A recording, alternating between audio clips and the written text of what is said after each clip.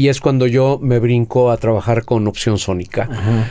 Y simultáneamente, Opción Sónica había hecho una alianza también de distribución con otro sello muy conocido que se llamaba Discos Corazón. Claro. Sí.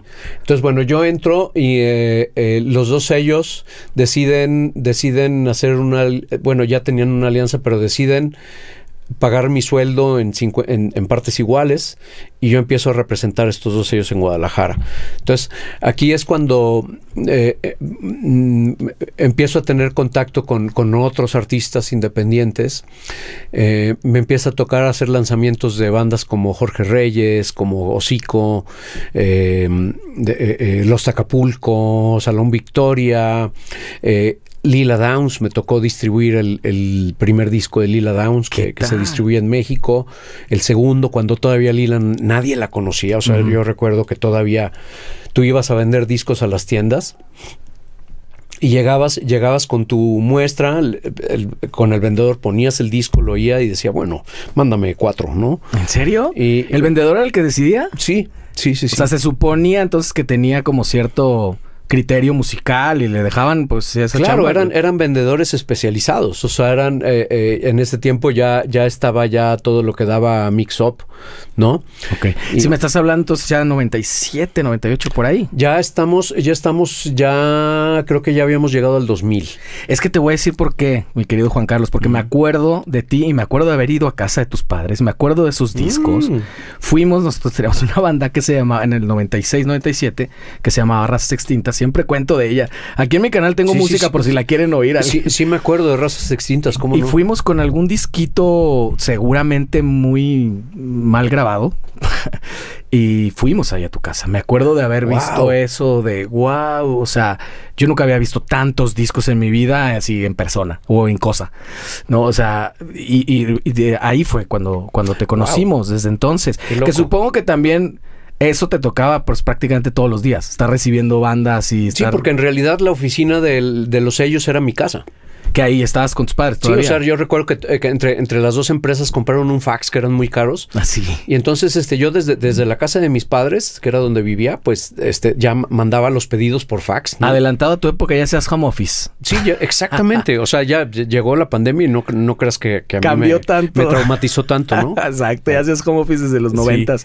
Sí, finales de los 90s, ya más pegado a los 2000s. Quedaste un buen rato entonces en Opción Sónica / Corazón. Y también llega un momento por este lado de Discos Corazón, que también me mandan una muestra de un disco que también me tocó empezar a ofrecerlo, que era un disco obviamente de música cubana. Digo, Discos Corazón se enfocaba mucho a música cubana. Pero bueno, esta era una licencia de un sello de Inglaterra que se llamaba World Circuit. Y bueno, Mary Farquharson, que era una de las CEOs de Discos Corazón, ella había sido socia de World Circuit, pero ahora vivía en México. Me mandan este disco y de repente se convierte en un mega hit. Este disco se llamaba Buenavista Social Club. Claro, no. Y bueno, ahí también me empezó a suceder también mucho, que empecé a ver cómo llega un momento en el que tienes un producto en tus manos y no sabes qué va a pasar con él, ¿no? O sea, yo a veces decía, no, pues esto no puede crecer tanto, ¿no? Yo autolimitándome. Cuando yo empecé a trabajar con estos productos, que de repente llegó Buenavista Social Club y que de repente pegó a nivel mundial. Sí, llegó un momento en el que yo empecé a dar mis primeros pasos en el booking. Me tocó vender la primera fecha de los Afro-Cuban All Stars con las estrellas de Buenavista Social Club. ¿Acá en Guadalajara? En Guadalajara. Me tocó vender esa fecha y empecé yo a vender fechas de los artistas de los dos sellos. Un poquito aprovechando esta estructura que habías hecho de relaciones públicas, justo. Exactamente. Sí, fui a la Universidad de Guadalajara a empezar a ofrecer los artistas. Eran artistas muy interesantes. Digo, había artistas africanos, había artistas de todo el mundo que iban a hacer giras en México y dije, vamos a vender, ¿no? Todas estas cosas que hiciste de ofrecer los discos y venderlos y ofrecer las bandas y venderlas sin ningún aprendizaje previo, o sea, no había universidades. Digo, ahora ahí. No había nada, o sea, todo lo aprendías en la calle y como te digo, el internet lo sustituía mi propia curiosidad. Ajá. O sea, era mi propia curiosidad, empezar como a interrelacionar como las diferentes ramas de la música. Y ya, digo, en algún momento creo que pude tener como ya la intuición de poder empezar a surfear como en diferentes áreas de la música. Y afortunadamente creo que no me fue tan mal, ¿no? Entonces, de ahí empecé a hacer mis pasos en el booking. Ok. Entonces, vendí esta fecha de los Afro-Cuban All Stars, que bueno, fue un concierto muy exitoso que fue en el ITESO. Ajá. Fue en lo que hoy es era un gimnasio que sí, en ese momento se estaba inaugurando y fue ahí fue una experiencia increíble, ¿no? Porque era tratar con toda esta gente que ya la mayoría ya murió. Claro.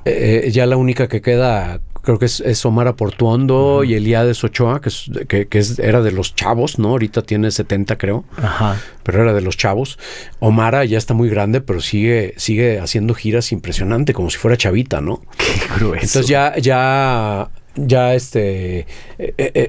Compay Segundo ya falleció, Ibrahim Ferrer ya falleció, ya fallecieron la mayoría, pero eran personas increíbles, ¿no? Eran de estos cubanos que les tocó la revolución, ¿no? Pues les tocó la mera, pues sí, todo, o sea, como el espíritu, además de la música cubana, y incluso la lírica y todo el rollo, el discurso, y además como la creación de ese sonido tan icónico.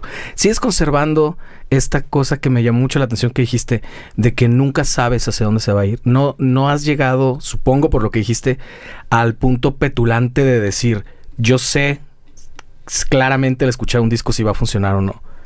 A veces es inexplicable. No, el cabrón que diga esto va a ser un hit y que lo aseguran, no sabe. Que no mames.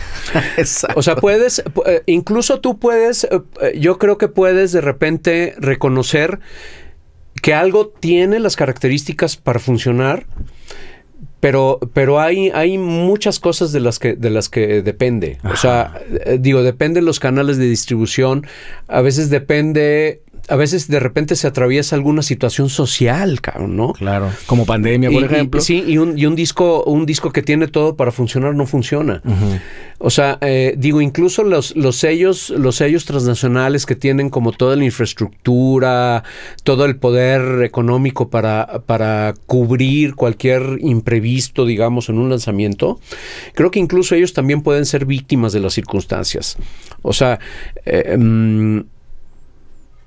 hay artistas que incluso han tenido todo. Han tenido presupuesto, han tenido infraestructura, obviamente calidad, y se han quedado en la cuneta.